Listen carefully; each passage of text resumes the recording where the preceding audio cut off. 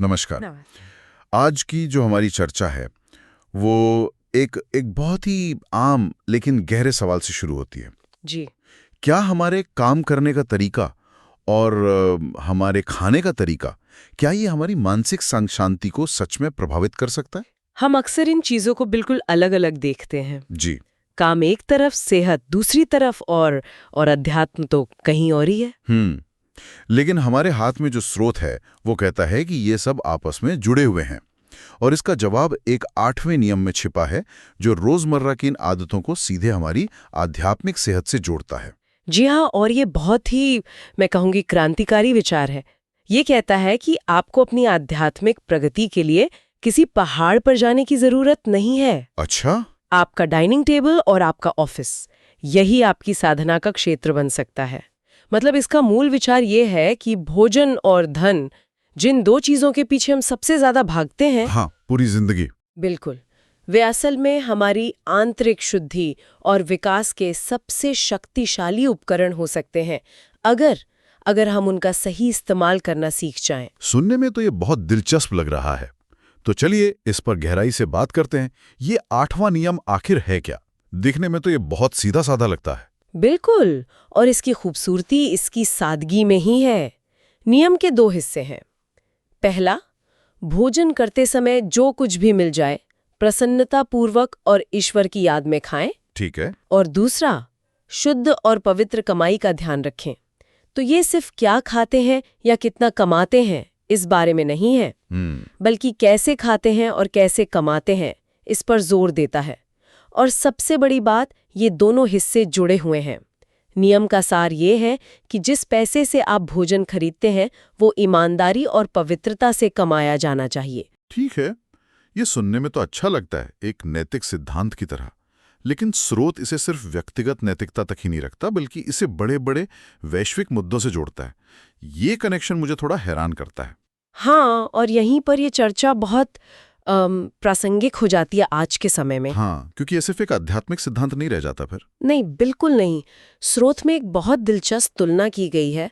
एक तरफ ये हजारों साल पुराना यौगिक ज्ञान है, और दूसरी तरफ आज की दुनिया की सच्चाई। हाँ, आज की दुनिया की कड़वी सच्चाई। इसमें संयुक्त राष्ट्र के जो सस्टेनेबल डेवलपमेंट गोल्स हैं उनका जिक्र है, जो दिखाते हैं कि हम एक समाज के रूप में भोजन और धन के प्रबंधन में बुरी तरह से विफल हो रहे हैं। अच्छा। स्रोत बताता है कि 2020 में 71 करोड़ से ज्यादा लोग अत्यधिक गरीबी में धकेल दिए गए, और खाद्य सुरक्षा की समस्या तो पहले से ही बढ़ रही थी। और ये एक अजीब विरोधाभास भी है ना? मुझे याद है स्रोत में एक तरफ भुखमरी और दूसरी तरफ मोटापे का जिक्र था। बिल्कुल, और यही सबसे बड़ी विडंबना है। एक तरफ दुनिया की बड़ी आबादी कुपोषण का शिकार है, और दूसरी तरफ लगभग 40% आबादी जीवन शैली से जुड़ी बीमारियों से जूझ रही है, जो ज्यादा वजन और गलत खान पान का नतीजा है। ये दिखाता है कि समस्या संसाधनों की कमी की नहीं, उनके प्रति हमारे नजरिए की है। हाँ बिल्कुल, हमारे दृष्टिकोण और प्रबंधन की है। ये तो एक बहुत ही निराशाजनक तस्वीर है। तो क्या ये पुरानी योगिक फिलॉसफी हमें इस मॉडर्न समस्या से निकलने का कोई रास्ता दिखाती है? ये इससे अलग कैसे है? ये एक बिल्कुल अलग नजरिया पेश करता है संसाधनों के प्रति गहरे सम्मान का। योगी इसे धरती पर हल्के से रहना कहते हैं। धरती पर हल्के से रहना? जी, यानी प्रकृति से कम लेना और उसे ज्यादा से ज्यादा देना। इस दर्शन में नैतिकता का मतलब है कि हमें जो भी मिला है, भोजन, पानी, पैसा, जंगल, उसका सही और संतुलित इस्तेमाल हो। भोजन को सिर्फ पेट भरने की चीज नहीं, बल्कि प्रसाद माना जाता है, एक पवित्र भेंट। प्रसाद, ये शब्द हम अक्सर मंदिरों में सुनते हैं, लेकिन यहाँ इसका क्या मतलब है? और जब स्रोत कहता है कि ये हमारे स्थूल, सूक्ष्म और कारण शरीरों को प्रभावित करता है, तो इसका आम इंसान के लिए क्या मतलब है? ये शब्द सुनने में भारी लगते हैं। बहुत अच्छा सवाल है। इसे ऐसे समझते हैं, मान लीजिए हमारा अस्तित्व एक हाईटेक कंप्यूटर की तरह है। ठीक है। हमारा स्थूल शरीर उस कंप्यूटर का हार्डवेयर है, जिसे हम देख और छू सकते हैं। हाँ। हमारा सूक्ष्म शरीर उसका सॉफ्टवेयर और ऑपरेटिंग सिस्टम है, हमारे विचार, हमारी भावनाएं, हमारी ऊर्जा। अच्छा। और कारण शरीर वो बिजली है जो इन दोनों को चलाती है, हमारी आत्मा का मूल स्रोत। योगिक दृष्टिकोण कहता है कि भोजन सिर्फ हार्डवेयर को नहीं, बल्कि सॉफ्टवेयर और बिजली तीनों को प्रभावित करता है। तीनों को? जी, तीनों को। गलत तरीके से कमाया और खाया गया भोजन इन तीनों स्तरों पर गड़बड़ी पैदा कर सकता है। वाओ, ये सादृश्य एनालॉजी बहुत मददगार है। तो हम्म, भोजन सिर्फ कैलोरी नहीं है। नहीं, बल्कि एक तरह का डेटा या ऊर्जा है जो हमारे पूरे सिस्टम में जा रहा है। इसी बात से नियम के पहले हिस्से पे आते हैं, प्रसन्नतापूर्वक खाना। ये सुनने में इतना आसान लगता है कि इस पर यकीन करना मुश्किल है। ज्यादातर लोग तो बस लंच ब्रेक में जल्दी जल्दी कुछ खा लेते हैं। क्या इसका सच में इतना गहरा असर होता है? हाँ, और इसका असर हमारी सोच से कहीं ज्यादा गहरा है। स्रोत स्पष्ट करता है कि यहाँ प्रसन्नता का मतलब सिर्फ मजे करना या स्वादिष्ट भोजन का आनंद लेना भर नहीं है। अच्छा। यह एक बहुत गहरी आंतरिक खुशी की बात हो रही है, जो आत्मा का गुण है। यह वह अवस्था है जो दिव्यता के बहुत करीब है। जब हम उस शांत और आनंदपूर्ण अवस्था में होते हैं तो हमारे अंदर से जो तरंगें या स्पंदन निकलते हैं वे बहुत शुद्ध होते हैं और हमारे पूरे तंत्र को ठीक करते हैं। ठीक है, तो यह एक मानसिक अवस्था है, लेकिन यह हमारे भोजन से कैसे जुड़ती है? क्या यह सिर्फ एक अच्छी सोच रखने जैसा है? जी, ये उससे एक कदम आगे है। विचार ये है कि हमारा विचार जब इस गहरी खुशी और ईश्वर की याद से भरा हो तो वो एक शक्तिशाली ऊर्जा बन जाता है। ऊर्जा बन जाता है। जी, जब हम इस ऊर्जा को अपने भोजन की ओर निर्देशित करते हैं तो ये भोजन को बदल देता है।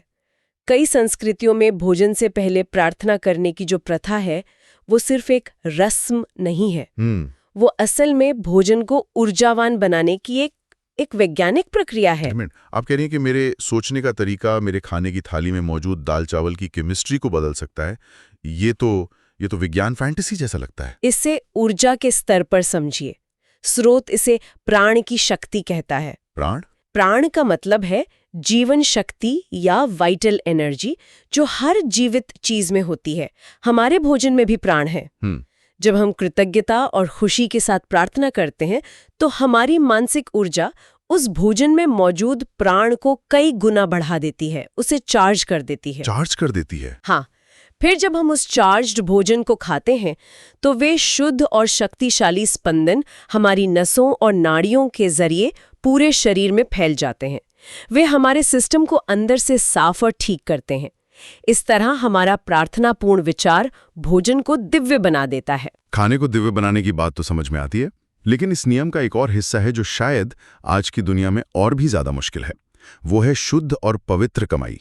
स्रोत इसे कैसे देखता है, खासकर जब दुनिया इतनी जटिल हो गई है? ये एक बहुत ही जरूरी सवाल है और स्रोत हमें निराश नहीं करता। वो एक बहुत ही व्यवहारिक ढांचा देता है। इसे दो हिस्सों में बांट सकते हैं, पवित्रता यानी प्योरिटी और ईमानदारी यानी ऑनेस्टी। पवित्रता से क्या मतलब है? क्या इसका मतलब है कि सबको डॉक्टर या टीचर ही बनना चाहिए? नहीं, ऐसा बिल्कुल नहीं है। स्रोत हमें कुछ सवाल पूछने को कहता है ताकि हम खुद फैसला कर सकें। पहला सवाल, क्या आपका काम किसी को नुकसान पहुंचाता है? अब ड्रग्स या हथियारों का व्यापार तो सीधे तौर पर हानिकारक है, लेकिन ये और भी सूक्ष्म हो सकता है। हमें खुद से पूछना होगा, क्या हमारी आजीविका समाज को फायदा पहुंचा रही है या नुकसान? सही है। दूसरा सवाल, क्या आप अपने काम से प्यार करते हैं? स्रोत कहता है कि अगर हम नफरत या मजबूरी से कोई काम करते हैं तो हम खुश नहीं रह सकते और वो नेगेटिव एनर्जी हमारी कमाई में भी घुल जाती है। और तीसरा, क्या आपका काम एक संतुलित जीवन जीने देता है?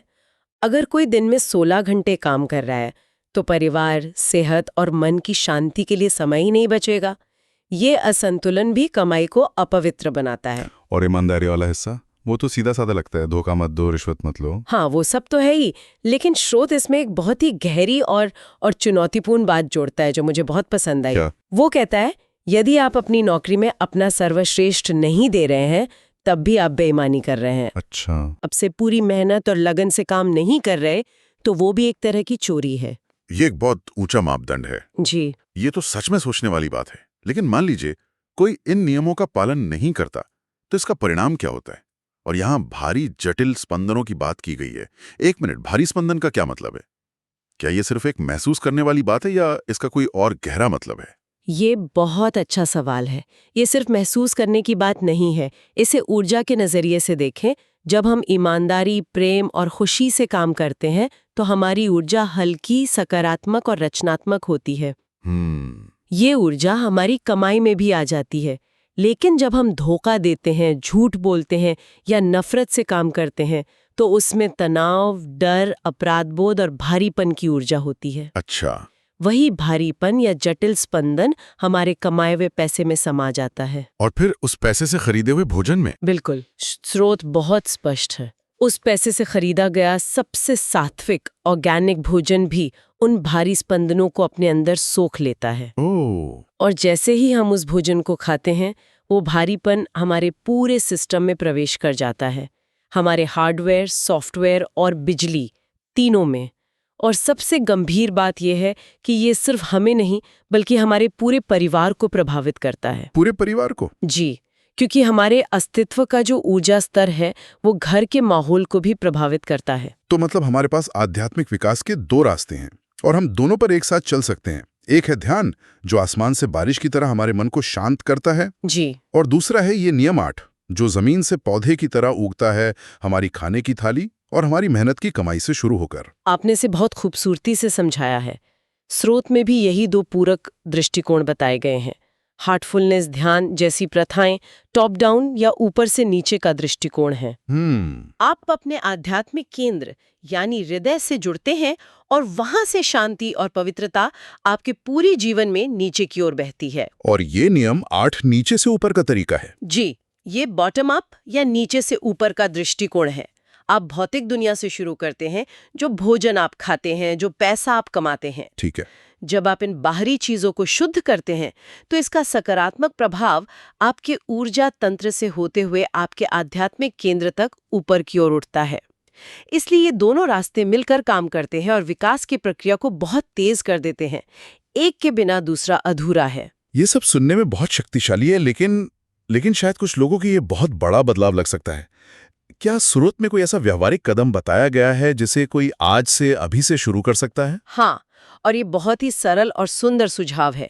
अपना भोजन खत्म करने के बाद बस 30 सेकंड के लिए अपनी आंखें बंद करें। सिर्फ 30 सेकंड? हाँ, बस 30 सेकंड। अपने हृदय पर ध्यान केंद्रित करें और उस भोजन के लिए तहे दिल से कृतज्ञता महसूस करें।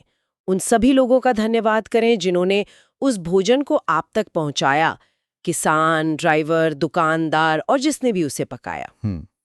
ये 30 सेकंड की छोटी सी क्रिया भोजन के पचने और शरीर में लगने की पूरी प्रक्रिया को बदल सकती है। ये भोजन को सच में प्रसाद बना देती है। तो खाने और कमाने का ये सरल नियम असल में एक बहुत गहरा जीवन दर्शन है। ये हमारी सबसे रोजमर्रा की गतिविधियों को हमारे सबसे बड़े आध्यात्मिक लक्ष्यों से जोड़ने का एक तरीका है। बिल्कुल, ये हमारे डाइनिंग टेबल को एक वेदी बना देता है और हमारे काम को सेवा का एक रूप। ये हमें याद दिलाता है कि अध्यात्म कोई अलग से करने वाली चीज नहीं है, बल्कि जीवन जीने का एक तरीका है। हाँ, बिल्कुल। इस चर्चा को समाप्त करने से पहले कोई एक आखिरी विचार जो हमारे सुनने वालों के लिए हो? स्रोत में एक बहुत मार्मिक बात कही गई है, वो ये कि जब हम दर्द से बचने के लिए खुद को सुन कर लेते हैं तो हम अनजाने में खुद को सच्ची खुशी से भी सुन कर लेते हैं। अच्छा। हम भावनाओं के प्रति असंवेदनशील हो जाते हैं। तो एक विचार ये है कि क्या हो अगर सच्ची खुशी का रास्ता नकारात्मक भावनाओं से भागना नहीं बल्कि उस पूरे सिस्टम को ही अंदर से शुद्ध करना हो जो इन भावनाओं को अनुभव करता है। और शायद उस शुद्धि की शुरुआत हमारे अगले भोजन से, हमारी अगली तनख्वाह से हो सकती है।